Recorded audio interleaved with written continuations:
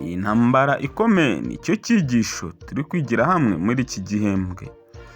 Insanganyamatsiko y'iki cyumweru iravuga ngo intsinzi y'urukundo rw'Imana. Icyo kwibukwa kiraboneka mu Byahishuwe igice cya 21 umurongo wa 3 ndetse n'umurongo wa 4. Numva ijwi rirenga rivuye kuri ya ntebe rivuga riti, dore ihema ry'Imana riri hamwe n'abantu, kandi izaturana nabo bazaba abantu bayo, kandi Imana ubwayo izabana nabo ibe Imana yabo. Izahanagura amarira yose ku maso yabo, kandi urupfu ntiruzabaho ukundi, kandi umuborogo cyangwa gutaka cyangwa kuribwa ntibizabaho ukundi, kuko ibya mbere bishize. Aya niyo magambo y'ibyiringiro turi kurebera hamwe muri iki cyumweru. Ingingo y'uyu munsi kuri uyu wa 4 tariki 27 iravuga ngo iteka ryose ry'uburyo bubiri. Ariko mwene data, mbere ko tujya mbere muri iki cyigisho, tubanze dusenge Imana. Uwiteka Mana ishobora byose, turagushimiye, turaguhimbaje. Ubuntu bwawe bukomeze bubane natwe. Turakwinginze kugira ngo Umwuka wawe wera azabane natwe muri iki cyigisho tugiye kwigira hamwe, kandi utwiyoborere kugira ngo tubashe kugira icyo twumva kitugirira akamaro. Ibyo nibyo tugusabiye ubuntu muri aka kanya, mu izina rya Yesu Kristo umwami wacu, amen.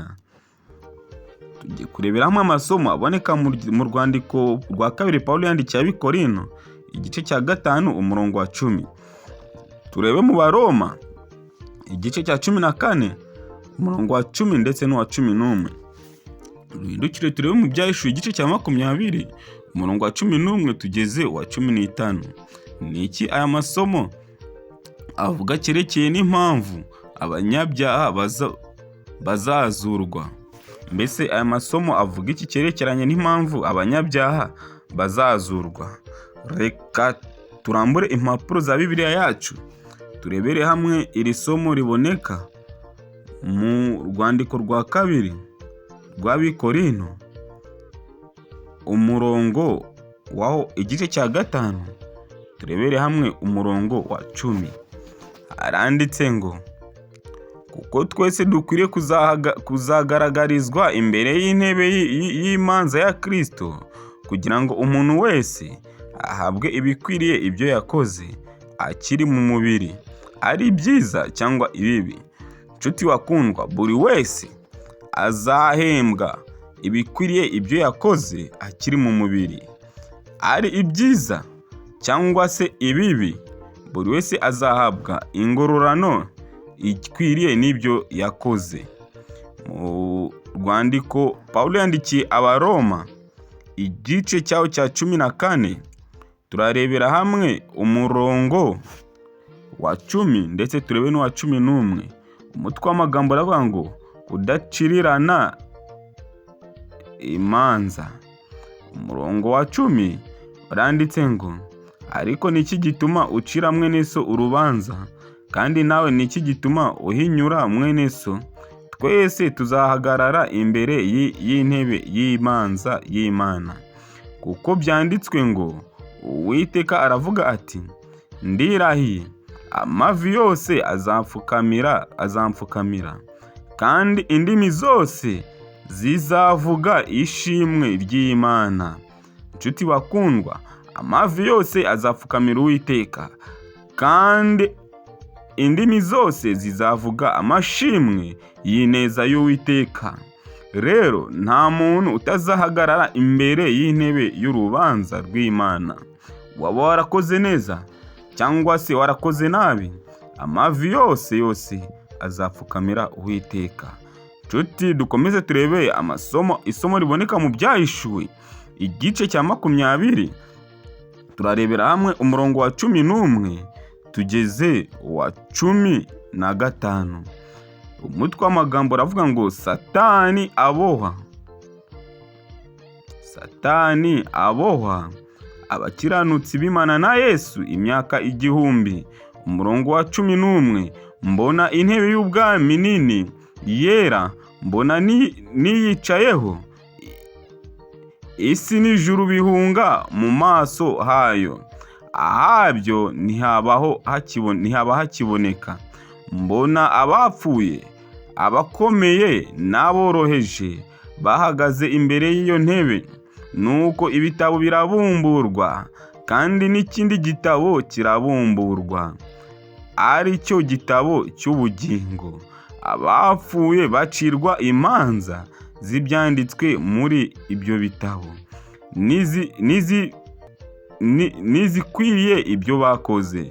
Inyanja igarura abapfuye bo muri yo.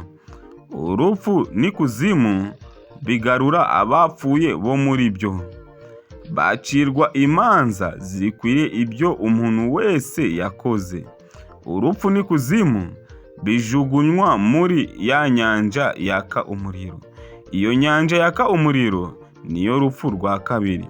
Kandi umuntu wese utabonetse ko yanditswe muri cya gitabo cy'ubugingo ajugunywa muri iyo nyanja yaka umuriro. Nshuti bakundwa, aya ni amagambo akomeye cyane. Ni amagambo agaragaza ko ku munsi w'urubanza bizaba ari ibintu bikomeye cyane.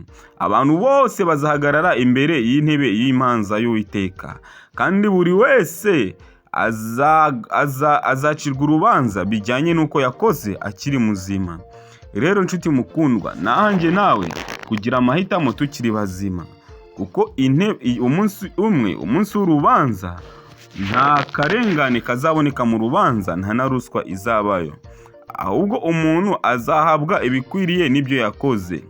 Mu buryo bwo gushakira igisubizo ikibazo cyatewe n'icyaha, kugira ngo ikibi kitazongera kubaho, buri wese agomba kwemezwa ko Imana yakoze ibikwiriye kandi ko yakiranutse mu nzira zayo zose. Ku iherezo amavi yose azapfukamira Imana, kandi buri wese azasobanukirwa n'ubutabera bw'Imana mu ntambara ikomeye. Ndetse na Satani n'abamarayika be bazabisobanukirwa, kandi buri wese azasobanukirwa yuko nta mpamvu iyo ari yo yose yagombaga gutuma habaho kwigomeka ku Mana. Zirikana aya magambo yanditswe na Ellen White. Ibitabo bikimara kubumburwa, Yesu ahanga amaso ku bantu b'inkozi z'ibibi. Bahita bibuka kandi bemera ibyaha bakoze. Babona neza aho bagiye bateshuka, bakava mu nzira y'ubutungane n'ubuziranenge. Basobanukirwa ko ubwibone n'ubugome byabo ari byo byabateye kugomera amategeko y'Imana. Ibishuko bemeye ku bushake bwabo, bitwaje ko bazagura imbabazi z'ibyaha byabo. Imigisha y'Imana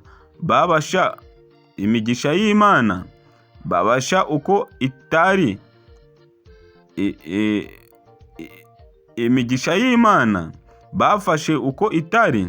Intumwa z'Imana basuzuguye amagambo y'imbuzi, bakomeje gukerensa imbabazi nyinshi imitima yabo inangiye yanze kwakira.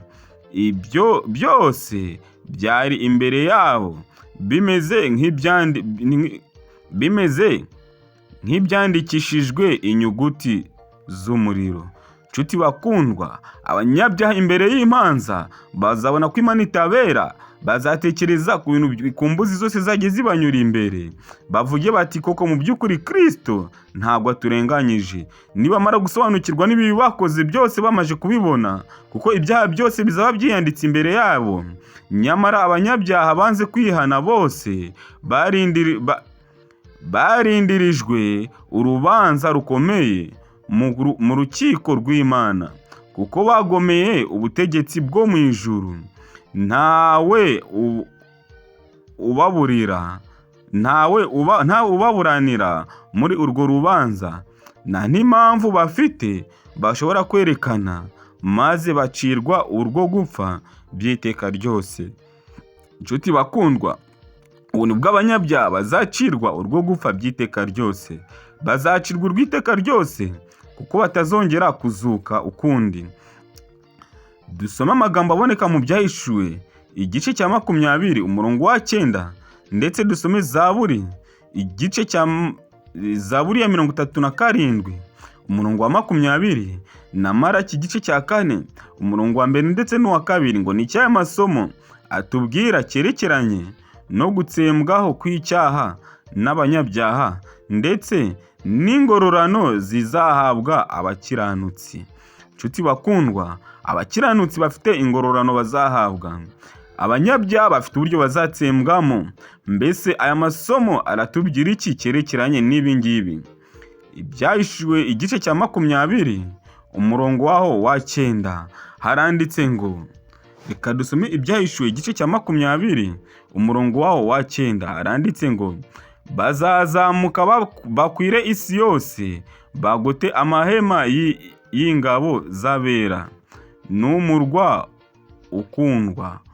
Umuriro uzamanuka uva mu ijuru ubatwike.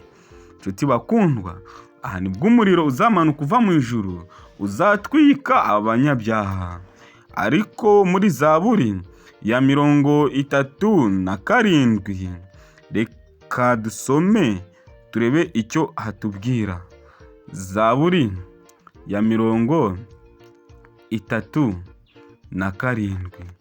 turebe icyo amagambo yaho atubwira.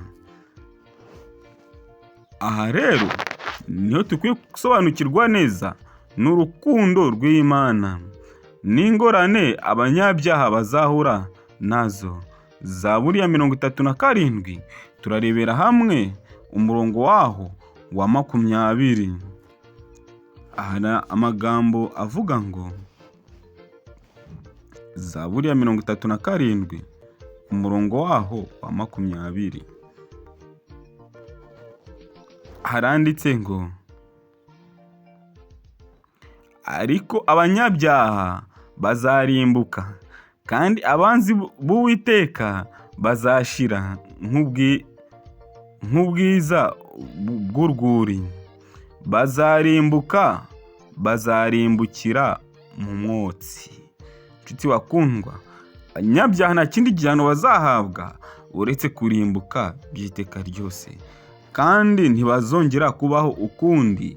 Reka twongere dusome irindi somo riboneka muri Maraki igice cya 4, dusome umurongo wa 1 ndetse n'umurongo wa 2.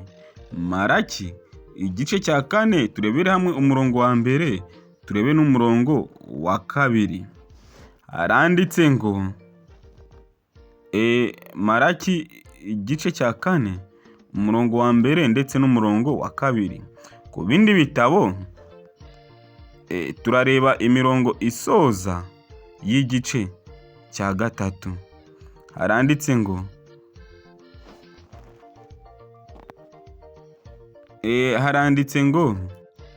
ubu turarebera hamwe igice cya 3 umurongo wa 19, dusome n'umurongo wa 20. Dore hazaba umunsi utwika nk'itanura ry'umuriro. Abibone bose n'inkozi z'ibibi zose bazaba ibishingwe, maze habe umunsi uzabatwika bashire, niko Uwiteka Nyiringabo avuga. Ntuzabasigira umuzi cyangwa ishami. Ariko mwebweho abubaha izina ryanjye, izuba ryo gukiranuka rizabarasira rifite gukiza mu mababa yaryo. Maze muzasohoka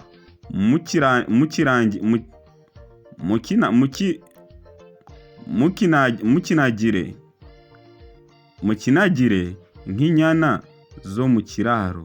Inshuti bakundwa, umunsi w'Uwiteka uri hafi. Inkozi z'ibibi zizatwikwa, kandi zizatwikwa inkozi z'ibibi zose bazaba ibishingwe, maze habe n'umunsi uzabatwika bashire, niko Uwiteka Nyiringabo avuga. Ntuzabasigira umuzi cyangwa ishami. Aya magambo ni amagambo akomeye cyane. Inkozi z'ibibi ntaho zifite ho kuzahungira Imana, ahubwo zizashira, kandi kubaho kwazo ntizizongera kubaho ukundi. Aya niyo magambo akomeye cyane agaragara mu gitabo cy'umuhanuzi Malaki. Inkuru nziza ni uko Satani n'abamarayika be bazarimburwa mu nyanja y'umuriro. Icyaha n'abanyabyaha bazakongorwa n'umuriro. Ibyahishuwe 20:9 havuga ko abanyabyaha bazakongoka bakarimburwa, ariko ko batazabaho bababazwa iteka ryose. Umurongo ukurikira ukoresha imvugo iteka ryose, ntabwo buri gihe usobanura ibihe bidashira, ahubwo usobanura kugeza ubwo ikintu runaka kirangiye burundu. Rero aya masomo arakomeye cyane. Ni isomo ritwereka iteka ryose. Ingingo y'umunsi iravuga ngo iteka ryose ry'uburyo bubiri. Gukongoka by'iteka ryose ntago bisobanuye yuko aba bantu bazahora bakongoka bababazwa no gutwikwa n'umuriro gusa, ahubwo umurongo ukurikira utubwira ko batazongera kubaho ukundi. Gukongoka by'iteka ryose ahanga ryakoreshejwe ni ukuvuga ko batazongera kubaho ukundi, nuko ibyabo bizaba birangiye. Aha rero ku banyabyaha kurimbuka ubwabyo atari igikorwa cyo kurimbura n'iby'iteka ryose.